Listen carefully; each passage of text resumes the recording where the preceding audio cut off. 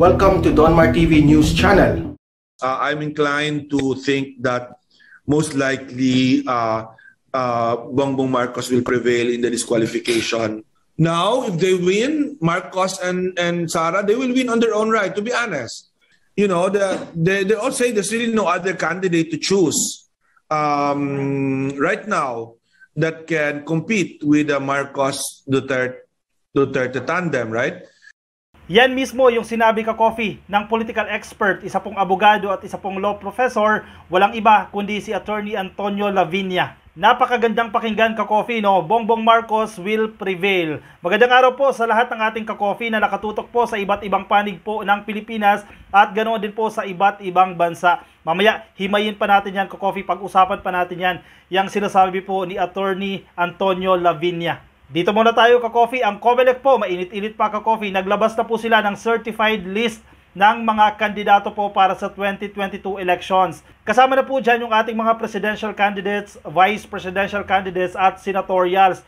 As expected, ka Coffee, kasama po sa certified list itong si Senator Bongbong Marcos at tulad din po ng ating inaasahan, ito pong nuisance candidate na si Maria Aurora Marcos, ang nagpapanggap po na anak ni Ferdinand E. Marcos, abay natanggal na po yan sa listahan. As expected, ka Coffee, inalis na po yan ng COMELEC dahil obviously, ka Coffee, ito ay nuisance candidate, no? Panggulo lang, imagine gagamitin pa yung apelyedong Marcos para bawasan yung boto ni Senator Bongbong Marcos. Wala na po siya sa listahan, kaya good news yan para sa mga Marcos supporters.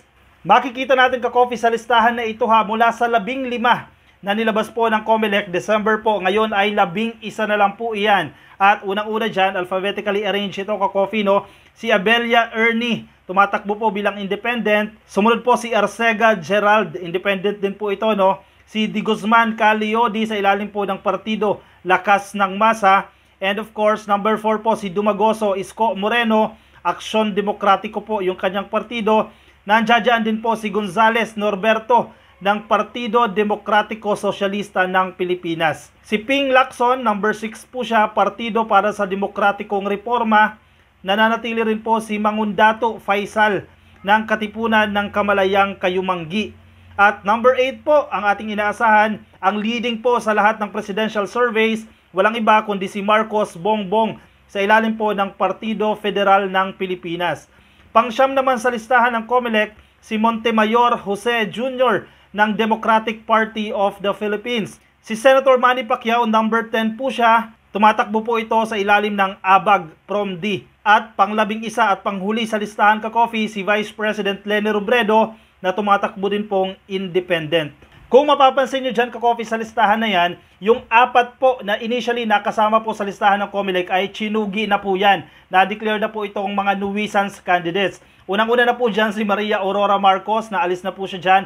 Si Danilo Lihay-Lihay, na nag-file din po ng petition against kay Senator Bongbong Marcos, na tsugi na rin po. Si Andes Hilario, na alis na rin po siya dyan, at maging yung Edgar Nis, na alis na po yan sa certified list ng COMELEC. Sa vice presidential candidates naman natin, ka Coffee, hindi naman ito nagbago, no? Nananatili pa rin po at medyo hindi naman controversial, ka Coffee, ang mga tumatakbo dito sa pagka-vice president. Consistent po yan, wala pong nagbago sa listahan po na inilabas ng COMELEC. Para naman po sa pagka-senador, initially kasi ay 70, ka Coffee, yung nakapasok sa listahan ng COMELEC. Nabawasan po yan ng 6. Ngayon po ay 64 na lang po yung kandidato pagka-senador. At balik tayo, ka Coffee, sa ating main topic for this episode, no? Balikan natin itong naging interview po ni Christian Esguerra ng ANC dito sa political analyst at sa abogado at law professor na si Attorney Antonio Lavinia. Alam mo, ka Coffee, kung tititigan mo yung mukha ni Christian ay tila hindi maipinta ito, ka Coffee, no?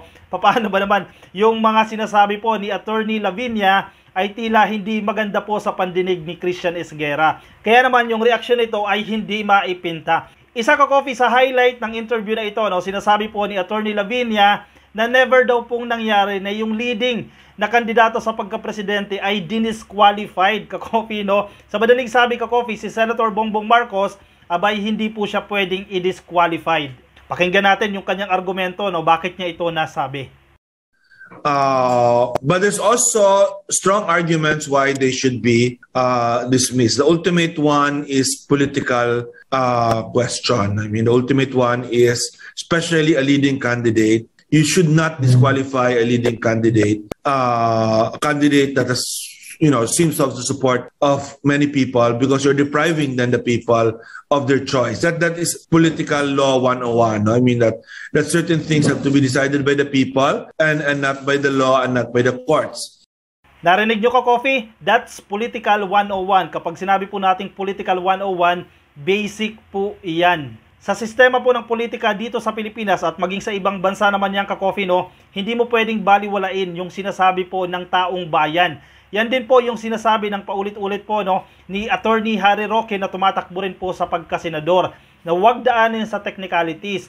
Demokrasya tayo, ka-Coffee, nasa demokrasya tayo at hayaan natin na ang publiko ang magdesisyon. Kung gusto nila si BBM, abay iboboto po nila yan. Kung hindi nila gusto, definitely hindi naman nila iboboto yan. Tulad din po na sinasabi ni Attorney Lavinia, never pa pong nangyari yan na dinisqualified, ka-Coffee, ang leading candidate for president. Ito, ka-Coffee, yung naging statement sa isang interview ni Attorney Harry Roque. Yan naman po ay madidesisyonan ng COMELEC. Ang sa akin lang, dahil nga po sa demokrasya, hayaan natin ang taong bayang maghusga kung sinong dapat mamuno. Huwag po natin daanin sa technicalities. Balikan natin, ka-Coffee, si Attorney Lavinia. Maganda yung mga explanation niya dito, ka-Coffee, no? Pero hindi ito maganda para kay Christian Isguera. Tila nagbabagting siguro yung tenga niya. Dahil iba po, taliwas po yung sinasabi ni Attorney Lavinia sa inaasahan niyang sasabihin nito.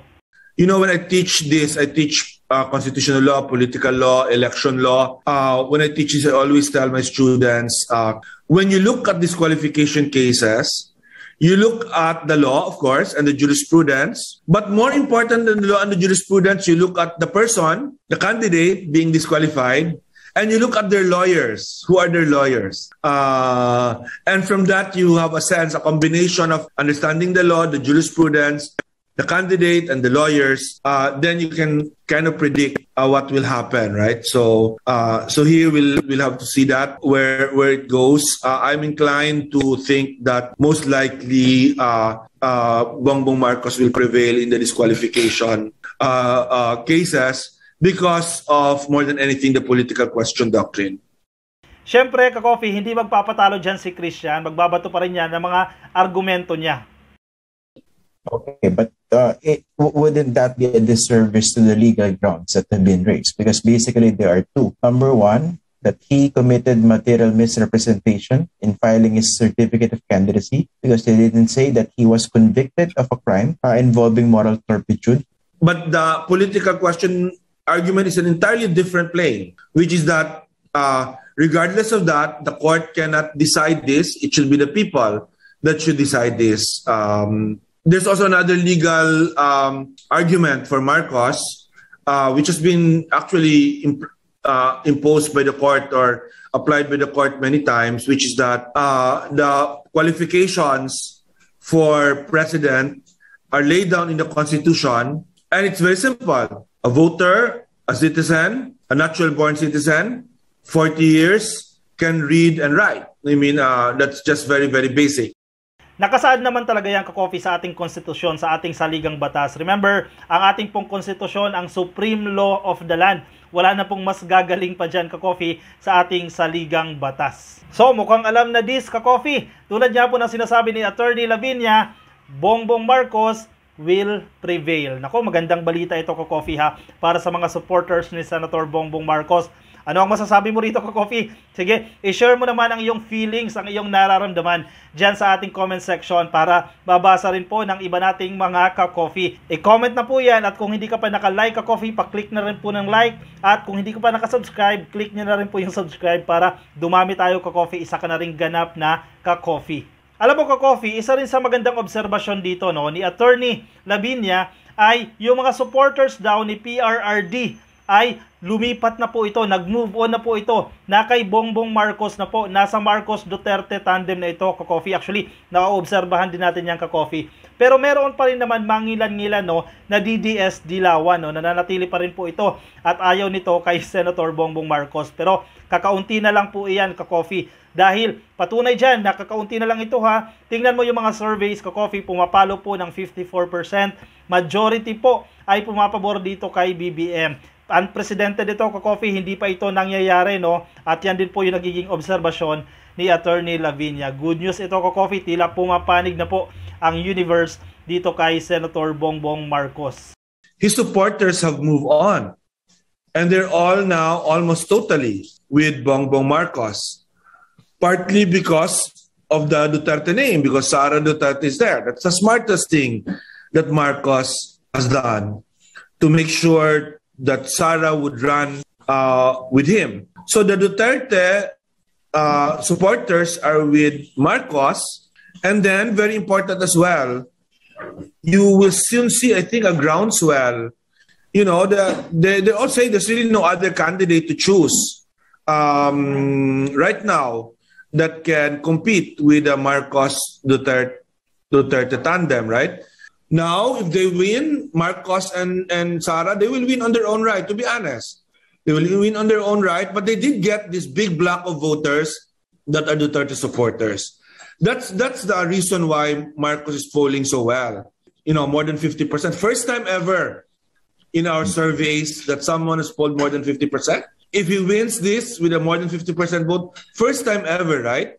And that's not because there are 50% loyalists in the Philippine Marcos loyalists. Marcos loyalists amount only to 20-25%. But there's another group of loyalists, the 30 loyalists, who are now completely locked into the Marcos Duterte tandem.